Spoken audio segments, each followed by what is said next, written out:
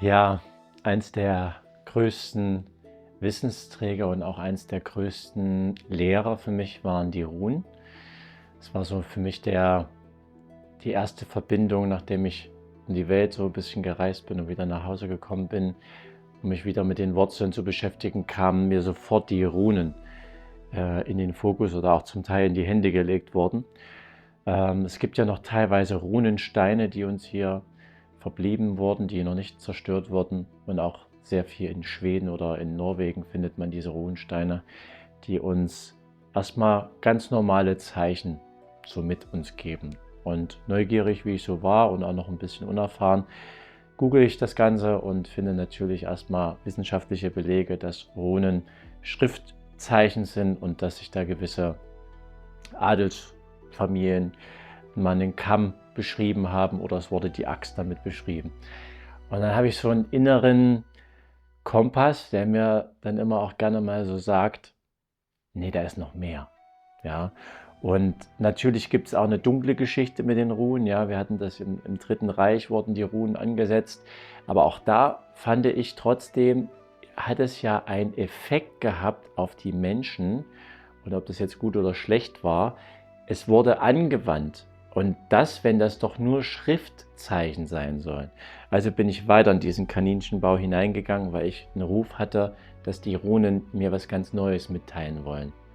Und ich bin zu unterschiedlichen Runenfutag, also man nennt das so Runenfutags, sind Familien, Runenfamilien. Es gibt das ABC, was wir jetzt zum Beispiel verwenden, aber es gibt natürlich auch noch ganz unterschiedliche Schriftsysteme und genauso gibt es bei den Runen unterschiedliche Runensysteme. Es gibt ein angelsächsisches Runenfutag, ein neues Runenfutag, ein altes, ein Almanen-Runenfutag und. Mit unterschiedlichen Anzahlen der Runen, mit unterschiedlichen Deutungen und Zeichen der Runen. Und ich habe aber gespürt, ich möchte gerne dieses Runenfutag verwenden, was hier von unseren Ahnen verwendet wurde, und bin zu dem alten Runenfutag gekommen, was 24 Symbole beinhaltet. Und habe mir die ersten Bücher geholt, habe dann gemerkt, dass hinter diesen Runen eigentlich auch eine Art Wesenheit dahinter steckt und dass diese Runen wie Energielinien zu beachtet sind. Ja? Also das heißt, sie sind auch menschenähnlich gestaltet, sie sind recht einfachförmig. Ja? So eine Isa-Rune ist einfach nur wie so ein langes I, ein I. Ja? Und da bin ich rein und habe hineingespürt. Unterschiedliche Interpretationen wurden reingesetzt und es wurde auch immer manchmal auch ins Dunkle verzerrt, diese Runen. Und da habe ich gemerkt, okay, hier braucht es eine Ausrichtung. Wie möchte ich mit diesen Runen arbeiten? Ja? Und ich habe gemerkt, die Runen, die öffnen sich, wenn wir mit ihnen zum höchsten Wohle aller Lebewesen arbeiten wollen. Zum höchsten Wohle aller Lebewesen in allen Welten.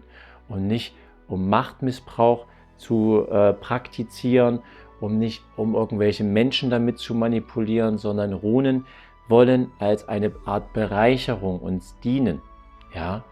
Und wo ich das erkannt habe und in meine Arbeit hineingebracht habe, ging auf einmal, wow, ging mein Herz auf. Ne? Und mit diesen Öffnen und Ausrichten, warum möchte ich mit diesen Linienzeichen arbeiten, haben sie auch für mich ihr Potenzial entfaltet.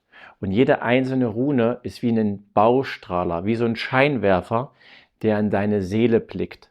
Ja? Denn warum haben Runenkundige mit Runen gearbeitet? Um Menschen zu helfen, hinter Fassaden zu schauen, um Menschen zu helfen, in ihre Schattenthemen zu blicken. Denn Runen bringen ganz andere Themen an die Tagesordnung als am Familientisch. Oder dein Partner oder deine Freunde, wenn sie dich fragen, wie hat Bayern München gespielt oder so. Ja? Die Runen, die bringen uns Fragen und Themen nah, mit denen du dich sonst normalerweise nie auseinandersetzen würdest. Und so begann meine Reise, noch recht naiv, noch recht unerfahren, aber dennoch ausgerichtet zum höchsten Wohle aller Lebewesen. Und ich habe feststellen können, dass unsere Ahnen jede einzelne Rune in eine perfekte Reihenfolge angeordnet haben. Auch hier heißt es nicht, dass es einfach nur sinnlos aneinandergereiht ist wie das ABC, sondern dass wirklich jede Rune ein Themengebiet eine Art Fundament in dir aufbauen möchte, um dich am Ende in deine Kraft zu bringen.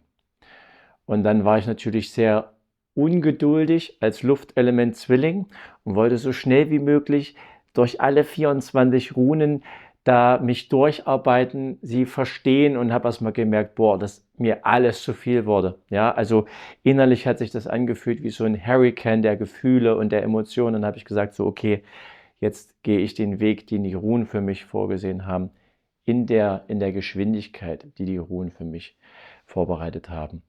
Und wenn man da mal anfangen möchte, kann man sich diese 3 großen Runenfamilien anschauen. Das Freyas Eid, das sind die ersten 8 Runen des Futaks, geht darum, erstmal Stabilität in dein Leben hineinzubringen.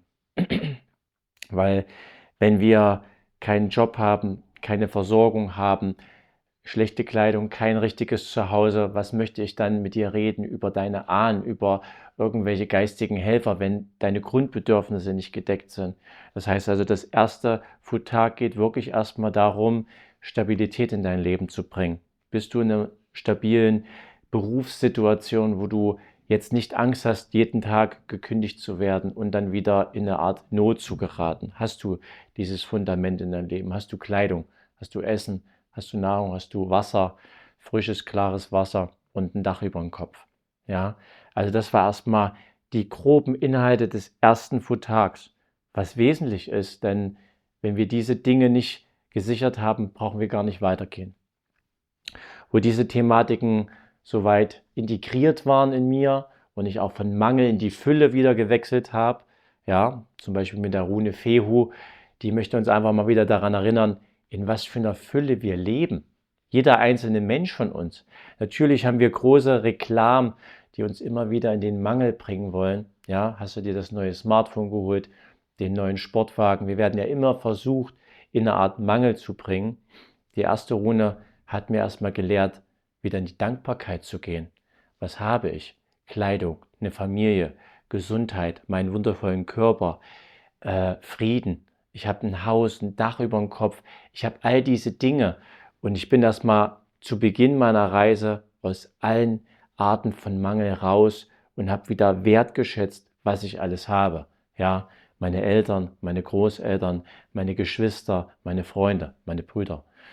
Und wenn man das sich mal wieder bewusst wird, merkt man auch wieder, wie man sich verändert, wie seine Grundfrequenz sich verändert. Ja, Mangel ist eine niedrige Frequenz, Fülle ist eine höhere Frequenz und somit ging die Reise mit den Ruhen Step by Step weiter nach oben.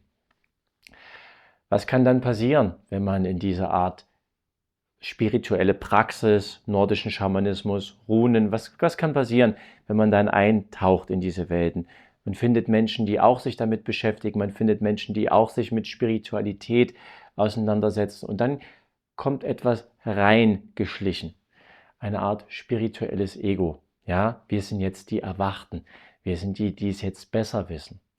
Und das ist mir leider auch passiert, dass in einer Art Umfeld, eine Art Abgehobenheit sich entwickelt hat, weil man ja sich besser ernährt, weil man ja mehr weiß als die anderen. Und da kam das zweite Aed ins Spiel, ja, das Aed des Allvater Odins, das Hagal-Aed, was einfach dann mal zeigt, hast du es denn nötig, dich über andere zu stellen? Bist du dir vielleicht deines eigenen Wertes nicht bewusst und hast Angst, dass man dich nicht sieht, hast Angst, dass du bedeutungslos bist und kommst deshalb in solche Persönlichkeitsmuster rein. Ja, und das war mal für mich so der klarste Spiegel, auch mal in meine Persönlichkeit hineinzuschauen, meine Persönlichkeitsentwicklung, meine Glaubenssätze. Bin ich gut genug, geliebt zu werden? All diese Dinge sind elementar in uns drinne, aber sie zeigen sich manchmal dadurch, dass man über andere redet, dass man andere beurteilt, verurteilt vielleicht sogar. Und da wirst du mal richtig geprüft im zweiten Eid. Und da wurde ich auch mal richtig geprüft, auch mal zu schauen, wo neige ich dazu, wirklich nicht bei mir selbst zu bleiben. Ja, welche Urwunde war es denn in mir, dass ich in solche Verhaltensmuster quasi abdrifte? Das heißt also, du baust mit den Ruhen dein Fundament auf Und danach geht es wirklich darum, auch mal nachzuschauen in deine Schattenthemen. Wo sind deine Wunden? Wo merkst du, da habe ich jetzt nicht richtig gehandelt, da habe ich jetzt nicht richtig gesprochen, nicht richtig meine Gedanken klar gehalten. Ja, also der Allvater Odin, und der prüft dich auch. Ja, der Allvater Odin in diesem Eid, der gibt dir Begegnungen mit Menschen, die du nicht für möglich hast halten können. Ja, dieser eine Arbeitskollege, der dich immer zur Weißglut bringt. Dieser eine Familienangehörige, der dich immer wieder aus deiner Mitte bringt. Der Konflikt mit deinen Freunden wegen ein und denselben Thema. Oder mit deinem Partner, wo du merkst, boah, da sind wir doch eigentlich schon drüber. Aber bam, du bist immer wieder in einer anderen Form, aber immer wieder bei demselben Streit gelandet. Woran liegt's? Und du wirst das Außen nicht verändern können, wenn du nicht vorher dein Inneres änderst. Und da ist der Allvater Odin so ein weiser Lehrer. Und mit diesem zweiten Eid wurde ich da mal so schön geprüft und getestet und an meine Essenz rangebracht. Und das ist ein langer Schritt. Ich habe das 10 Jahre gemacht. Also es ist ein Schritt, der auch nie vorbei ist. Eine Lehre, die auch nie vorbeigeht, weil du wirst immer wieder durch neue Situationen geprüft, ja. Und dann kommt das dritte Eid. Wenn du denkst dann so, jetzt bin ich so einigermaßen bereit, vom inneren Kind zum inneren Erwachsenen herangereift zu sein, kommt das dritte Eid. Und da gehen wir dann wirklich mal rein, oder kannst du hineingehen in eine Art Wesenheiten. Wesenheiten, dass es Energien gibt, dass es Ahnengeister gibt, dass es gute und schlechte Geister gibt. Energien, die an Orten sind, die du spürst. Ja? Du wirst es merken, wenn du in den Wald gehst, wirst du schöne Wälder wahrnehmen, wo du dich wohlfühlst. Du wirst aber auch Waldteile wahrnehmen, wo du Angst spürst, wo du merkst, da ist etwas. Häuser, Wohnungen, wo du reinkommst und fühlst dich wohl. Häuser und Wohnungen, wo du merkst, boah, hier fühle ich mich irgendwie unwohl. Das ist eine Art Energie und Abdrücke und Wesenheiten, die in dieser Welt präsent sind. Und wenn du dich mit diesem dritten Eid auseinandersetzt, dann merkst du halt einfach, dass wir auch mehr sind als nur dieser physische Körper. Ja, dass wir halt doch beseelt sind. Dass doch unsere Großeltern oder sonst verstorbene Großeltern halt an der Schwelle auch die Möglichkeit haben zu sagen, ey, ich habe in diesem Leben nicht so viel Zeit mit meinen Enkeln verbracht. Ich habe vielleicht in diesem Leben Konflikte mit meinen Töchtern oder Söhnen gehabt. Ich will es wieder gut machen. Ich bleibe hier auf dieser Midgards-Welt, um einfach meinen Mitmenschen zu unterstützen. Und wenn du das mal so betrachtest, öffnest du dich auch wieder für deine geistigen Helfer, für deine Krafttiere, für die Götter, die dir beistehen. Und ich merke es, ich lebe es ja selber vor. Also bei mir merkt man es, glaube ich, auch mit einer Energie, mit einer Liebe, wie ich davon berichte. Das kommt nicht aus einem Buch, was ich euch jetzt erzähle. Das kommt von Erfahrung. Das kommt von Erleben und Beleben. Ja? Und ich merke das so, wenn du diesen Weg gehst, wird das deine Zellen wieder beleben, weil du dir wieder einen Sinn gibst, weil du Räume in dir wieder frei machst, weil du dich deinen Ängsten stellst. Du stellst dich deiner Angst, ja, die Angst, nicht gesehen zu sein, die Angst, die uns manchmal davon auch trennt, in unsere Berufung hineinzugehen, in unser Potenzial hineinzugehen. Und so sehe ich die Runen als eine Art größte Lehrmeister, um wieder zu dir selbst zu finden und in dein Potenzial zu gehen. Und das merke ich auch bei den Menschen, mit denen ich mit den Runen arbeite. Wie viel Veränderung hat das in den Menschen bewirkt? Schon innerhalb nach 1 Jahr konnten sie nicht mehr in ihren Job gehen, haben sich teilweise von toxischen Beziehungen getrennt, haben ein komplett neues Leben angefangen, haben ihre Berufung endlich erfüllt, sich getraut, diesen Weg zu gehen. Also diese Runen sind nicht Lebensmittelpunkt, nachdem du da nur rumrennst und mit einer Feder und alle Runen am Körper tätowierst. Nein, sie geben dir einfach eine Art Werkzeug, um in dein Potenzial zu gehen und deins zu machen, wofür du hier bist. Und wenn du das erlebst und belebst, sehen das erstmal die Menschen nicht im Außen in dir, aber du selbst spürst es und siehst es in dir.